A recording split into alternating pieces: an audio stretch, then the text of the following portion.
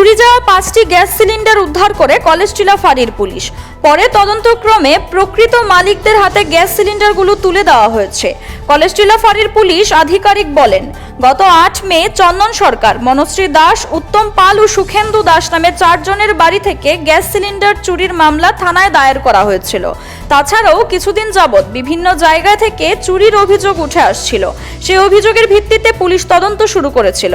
বৃহস্পতিবার রাতে আড়ালিয়া এলাকায় টহলদারির সময় গ্যাস সিলিন্ডার সহ এক ব্যক্তিকে দেখতে পেয়েছে পুলিশ তাকে আটক করতে গেলে সিলিন্ডার জঙ্গলে ফেলে পালিয়ে যেতে সক্ষম হয়েছেন ওই ব্যক্তি।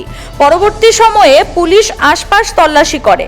তল্লাশিতে মোট 5টি গ্যাস সিলিন্ডার উদ্ধার করে কলেজটিলা ফাঁড়ির পুলিশ। পরে তদন্তক্রমে প্রকৃত মালিকদের হাতে গ্যাস সিলিন্ডারগুলো তুলে দেওয়া হয়েছে।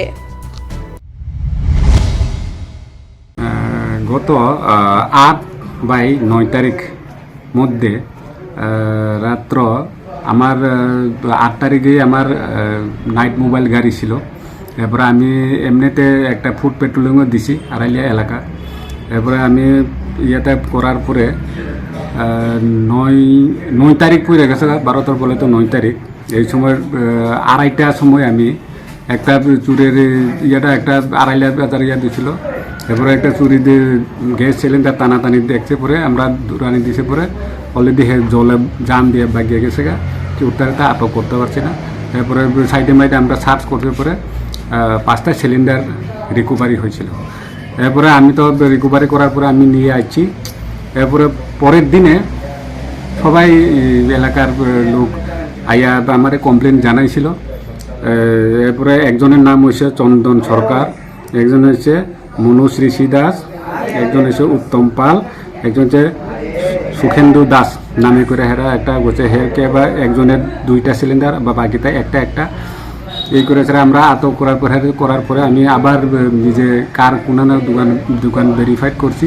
ভেরিফাইড করার পরে আরও এলাকার প্রতিবেশী সহকারে আমি দোকানটাকে ইয়াতে যে জায়গাতে গেছি আমি এখানে চেক করছি।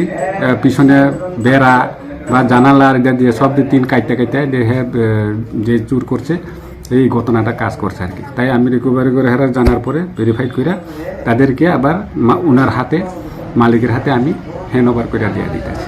Siri TV, channel for news and entertainment.